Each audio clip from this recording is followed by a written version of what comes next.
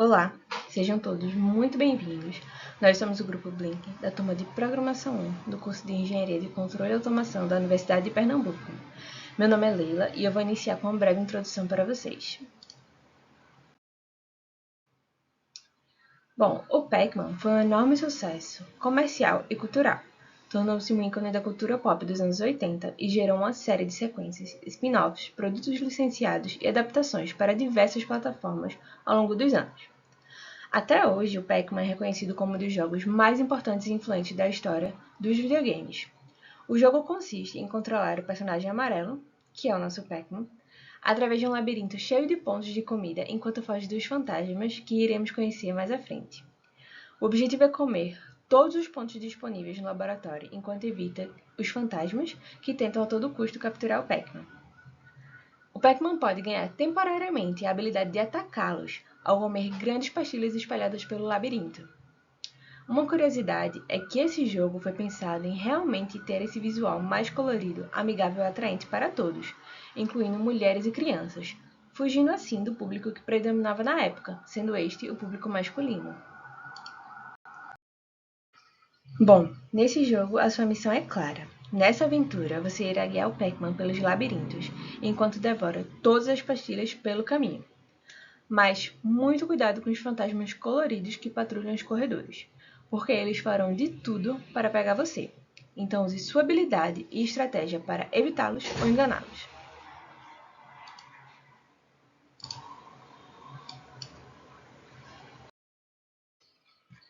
Durante o jogo, você irá somar pontos conforme o que conquistar pelo labirinto. Esta pontuação vai ser incrementada ao longo do jogo quando o Pac-Man come as seguintes coisas: uma pastilha, que vai te oferecer a menor pontuação, sendo esta 10 pontos, uma pílula ou pastilhão, que te fornece 50 pontos e também o poder de invencibilidade temporária, uma cereja, que oferece 500 pontos, ou um fantasma, sendo esta a maior pontuação, que é de 750 pontos. Lembrando que para o fantasma ficar vulnerável ao ponto do Pac-Man poder comê-lo, é preciso que o mesmo coma antes o pastilhão. Essa invencibilidade temporária é o que vai ativar o modo Afraid do fantasma e deixar ele totalmente vulnerável. Bom, para que essa pontuação seja contabilizada, primeiro é necessário que o código identifique a posição do Pac-Man e esta seja igual à posição do que ele comeu. Por exemplo, no caso dos fantasmas. Então, é incrementado o valor condizente a essa pontuação, a nossa variável, que é a gPacman Score. Mas afinal, quem são os nossos inimigos nesse jogo? Os fantasmas que já falamos anteriormente são divididos em 4 cores e estão apresentados a seguir. Nós temos Blink, Pink, Ink e Clyde, que serão apresentados a seguir. Olá, me chamo Rafael.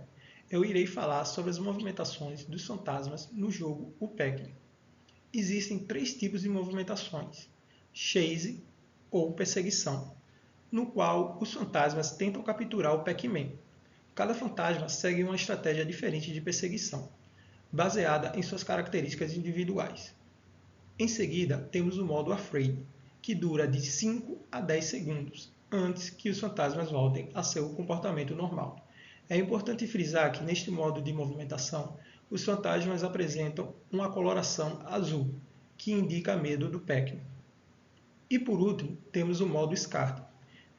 Neste modo, os fantasmas não perseguem o jogador, como fazem no modo de perseguição. Em vez disso, eles se movem em direção à sua posição de dispersão, seguindo o padrão estabelecido para cada um. Agora irei comentar sobre a movimentação do fantasma Blink. A sua característica inicial é que ele é o primeiro fantasma a perseguir o Pac-Man. Já no modo Chase, ele persegue agressivamente o Pac-Man. E no modo Scatter, ele procura sempre o canto superior direito. O fantasma Ink tem como característica inicial cortar a frente do Pac-Man. Já quando está no modo Chase, ele irá procurar sempre ficar 4 espaços na frente do Pac-Man. No modo Scatter, ele sempre procurará o canto superior esquerdo. Olá, meu nome é Daniel e agora vamos dar uma olhada sobre o Fantasma Inc. Ele é considerado o fantasma mais esperto, inteligente e mais difícil de escapar. Sua movimentação se baseia em quando ele está perto do Pac-Man, sua mira é cravada em cima do Pac-Man, fazendo com que ele percorra o caminho mais curto até o Pac-Man, assim como o Blink. Já quando ele está a uma média distância, ele vai se comportar assim como o Inc, tentando sempre interceptar o Pac-Man 4 casas à frente, fazendo com que ele chegue sempre pela frente. Já quando ele está a uma distância mais longa, ele vai se comportar de forma distraída, assim como o Clyde, andando aleatoriamente pelo mapa. Seu canto favorito é o canto inferior direito.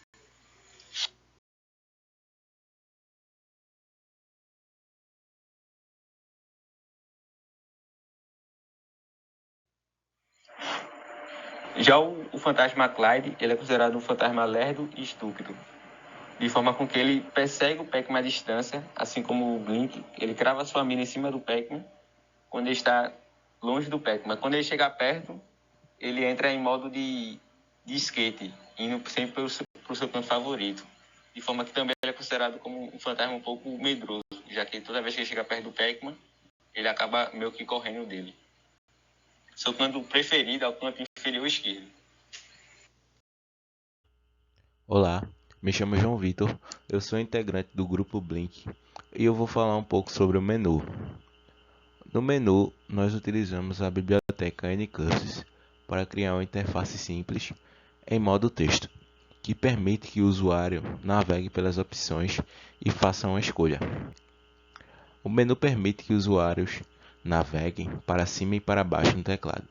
A seleção de uma opção é feita pressionando a tecla Enter, enquanto a tecla Q ela é utilizada para sair do menu ou encerrar o programa.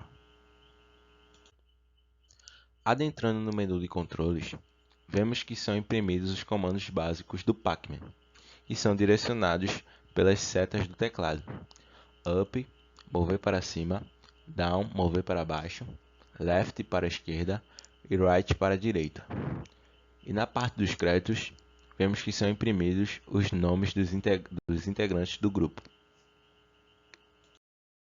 Bom, entrando na parte das funções do programa, vemos que temos algumas funções utilizadas.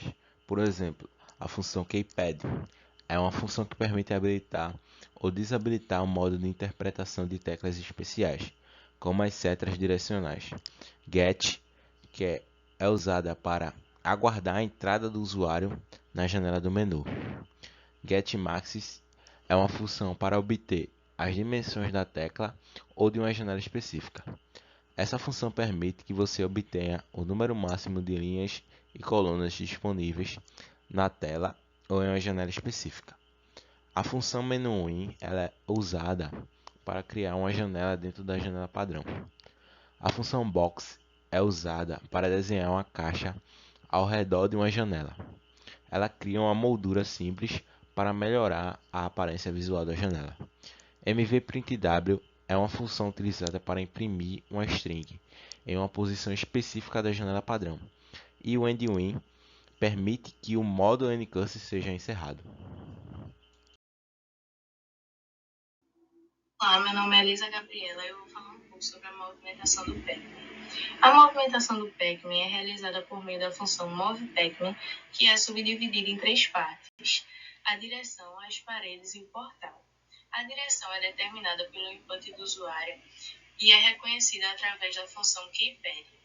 A função é ativada pelas teclas de seta, que detecta e direciona o Pac-Man para a opção escolhida. Para que isso funcione, a função MovePacman ela verifica a direção atual e incrementa somando ou subtraindo a posição do Pac-Man através das funções gPacman pós x e gPacman pós y. O Pac-Man não pode, de forma alguma, atravessar as paredes, que são representadas no labirinto pelo rasteio. Para resolver esse problema, implementamos na função MovePacman uma condição que impede que o Pac-Man atravesse essas delimitações. Então ele para e aguarda que seja recebido um novo input do usuário, determinando sua nova direção. O labirinto também dispõe de portais, do lado esquerdo e do lado direito. Então, implementamos na função movePacman uma outra condição que, ao detectar o Pacman em determinada coordenada, faz o teletransporte do Pacman para o portal oposto. E assim é feita toda a movimentação do Pacman. Olá, meu nome é Mariana e eu vou falar sobre a estrutura geral do código. Bom, inicialmente nós precisamos de um menu inicial. Ele vai ter uma variável de entrada que vai receber o input do usuário e dentro dele vão ser definidas opções que o usuário pode escolher, necessariamente precisando de uma opção de jogar ou de fechar o código. Então, quando o usuário escolher a opção de jogar, vai começar o laço de jogo e ele vai ser definido por uma condição de parada. Esta sendo definida como primeiro pela variável de vidas do Pacman. Enquanto ela for maior do que 0, o laço roda. Então, enquanto g.pacman.life for maior do que 0, o laço de jogo pode continuar a rodar. E também o laço de jogo vai continuar a rodar enquanto a quantidade de pontos não forem totalmente consumidos. Enquanto a quantidade de pontos, sendo 184, não forem consumidos, o laço de jogo continua. Então nós vamos ter um critério de parada de derrota, de perda e um de vitória. Dentro do laço, a gente define a movimentação do Pacman, que vai incrementar ou decrementar a sua variável de posição e a sua variável de direção, que vai ser definida pelas setas do teclado e ativadas pela função keypad. Então nós vamos ter uma função que checa a colisão com os fantasmas e ela vai comparar a posição do Pacman com a posição dos fantasmas, sendo g.pacman.pos.x e .y e g.ghost. Então, a gente define a movimentação dos fantasmas. Cada fantasma tem o seu comportamento único e a sua direção vai ser determinada de acordo com ele. E, por fim, nós vamos ter a quarta função, que vai ser a impressão do labirinto. E vai ser a última etapa em que realmente o usuário consegue ver o progresso do jogo.